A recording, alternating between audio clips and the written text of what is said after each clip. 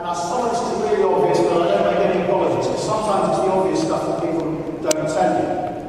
But my big one there is focusing on the money all the time. When you're making a trade, when a change has happened, you need to focus your attention on the issues that are really costing money. And often, people don't know. People aren't aware of why a particular issue is happening.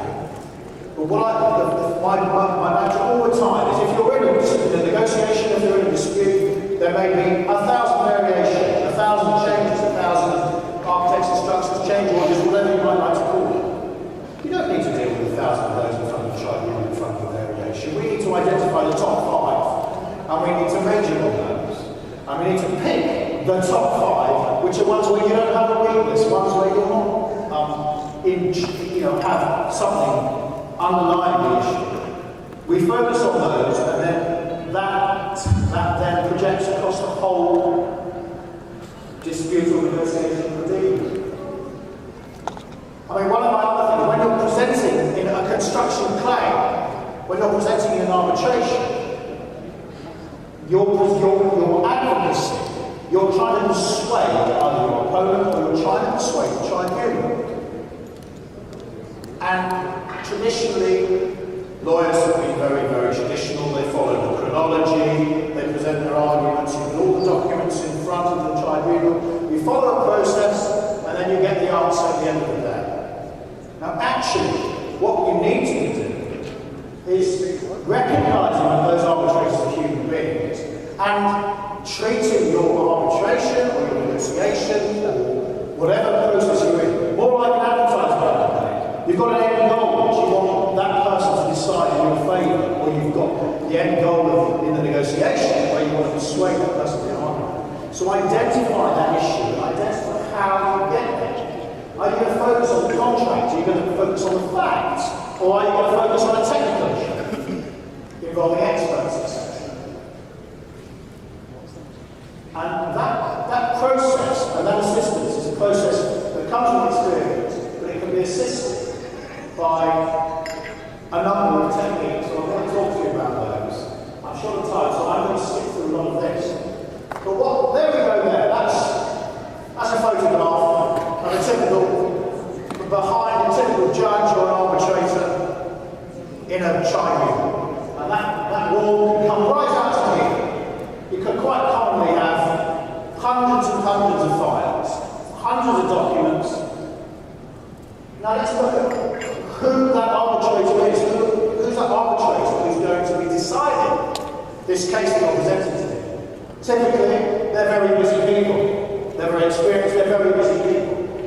Sometimes they have got very little construction background. They may not be familiar with technical issues in the same way that engineers are, or architects are, etc. If the arbitration language is in English, which it commonly is, more often than not, most of the participants, English is not their first language. That needs to be recognised. Again, the arbitrator might simply be looking for a way out. I mean, I don't intend any offence to any arbitrators in the room. There may well be some, myself included. But often when you're faced with an incredibly complicated factual matrix of dispute, what you need to do is present the argument in a way that gives the arbitrators a way to find in your favour that's easy and recognisable and understandable. It's not just a question of putting all the documents in front of them and asking them to make a decision in your favour. It just doesn't work like that. A common mistake, and I've seen this, I remember once, 15 years ago, I was involved in an oil pipeline arbitration in Turkey. And we produced particulars of claim which were like a telephone directory. They were 2 inches thick. And my client turned around to me and he said, "Toby, this is good." And he just showed me and he was very pleased. He hadn't read any of the information. But he was very pleased with what we produced because it was so voluminous. And he knew that would potentially force the other side to do a deal. Also, and that can work. It gives an impression of thoroughness, as I say there. You're going to panic your opponent into settling, blimey, they're so ready, they're really see in one case, I wasn't involved, I've heard this anecdotally, where a contractor had 100 files of paper in support of his claim. But what he'd done actually is printed the same information for around 70 of those files. It was identical information, reprinted, and had new spines on the files. And it was just designed to present a front of a huge volume of paper. More often than not, that approach just simply doesn't work. You can't do it. You're going to antagonise the tribunal. You can't possibly wade through that volume of paper. They won't understand it. You'll lose the tribunal. They won't know it. And so you very quickly risk the finding that actually we can't get to the bottom of this. So your case is proved. But let me tell you about my latest ICC arbitration experience. The award was published only last month. And I wanted to talk you through where we ended up with it, but I want to talk to you about technology. It's a 3-year process. The trial bundles, all the papers in front of the tribunal went to 215 lever arch files. 86,000 pages, $1.3 billion disclosed in a 9-day hearing. At one stage, there were 40 people in the hearing. About 28 of those were lawyers. You can imagine the cost and expense of that process. But despite those 215 lever arch files and trial bundles, actually, only 2,500 documents were ever referred to in any of the documents, the pleadings, the expert reports, the witness statements. And actually only 900, I had someone in my office count them up for me, only 900 were actually referred to in the award. So what we're talking about with any construction, with any negotiation or any approach, is about a process of distilling that information and that documentation down. What I want you guys to take away from today is that actually one of the biggest causes of the 3-year dispute, with all those problems, and those were problems of our making, we prevailed in that arbitration and we were on the defence side. One of the problems is that people don't invest in distilling that information down to start with. And what I want to talk to you about is how we use technology to do it. Now there's the famous quote there from Winston Churchill, "I didn't have time to write a short letter, so I wrote a long one instead." And that's very, very, very important. You need to do the work, you need to do the background work to produce huge volumes of documentation. But the real skill is distilling it down so that the people you're trying to persuade can read it relatively quickly, they can understand it, and there's a way that they can find in your favour.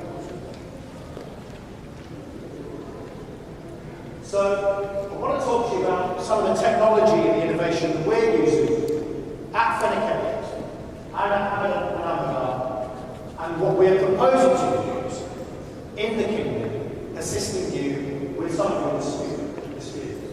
Again, historically, you'd have a process, you'd have a room with maybe 10, 15 paralegals, all very expensive resources, reviewing hundreds of documents, going through the detail, trying to find what's relevant, what's not relevant, or particular change orders, particular stations, particular issues, particular lines, whatever it might be. Now, what we can do using cutting-edge technology, we can distill large digital database very quickly. The first thing, we're the first law firm, Fenwick is the first law firm in the UK to adopt this particular technology. We have a particular unique software system which sounds easy, but it's not. Where if you take a huge room full of documentation, that documentation can be scanned very quickly. It's a manual process to scan it, that takes the longest. But the entire software then treats that single scan situation as a database which you can search like you search on Google.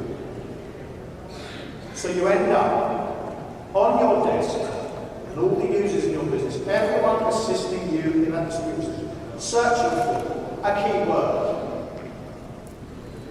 Change order number 35. Search. It comes up and gives you a number of results. You then click on it, it takes you straight to that documentation. And it sounds simple, but the technology needed to deal with vast volumes of documents sometimes hundreds of thousands of documentation, and being able to access it instantly via a Google search or Google type search is incredibly powerful, and it puts you in an incredibly powerful position in an arbitration, in a negotiation, or just on a project, dealing with a project. And that process ultimately saves you money. It saves you money with lawyers, it saves you money with your people, and it reduces cost, and it gets you to the key issues much more quickly. There are some other issues which I wanted to potentially mention, but I know we're very short time.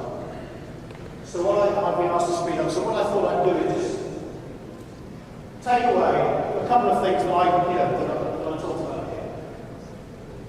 Remember that arbitration, that negotiation, it's a sales campaign. You're selling your arguments to the tribunal. So you've got to pick your arguments. Choose what's going to resonate with that tribunal. If he's an engineer or she's an engineer on the tribunal, engineering type arguments are more likely to resonate. If they're a lawyer, legal arguments are more likely to resonate. Pick your issues that you put forward, because you're never going to be able to do all of them. You never want your opponent or your arbitrators or anyone to turn around and say, why are we dealing with this issue? I know about this, we've heard about this so many times.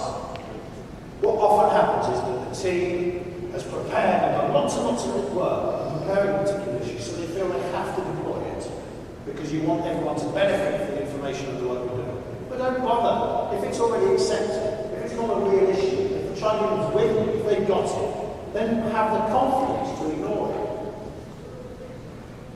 More importantly, don't just ignore the difficult issues. There's always challenges, there's always troubles. You need to focus on those and explain them, explain why you're able to deal with them. And that final point, which is the key takeaway, is use technology, but don't just think about using technology. Don't think, we've got to think about this and maybe deploy it sometime in the future. We need to invest. You need to invest in technology now because it gives you a competitive advantage. That's all I want to say. Thank you very much.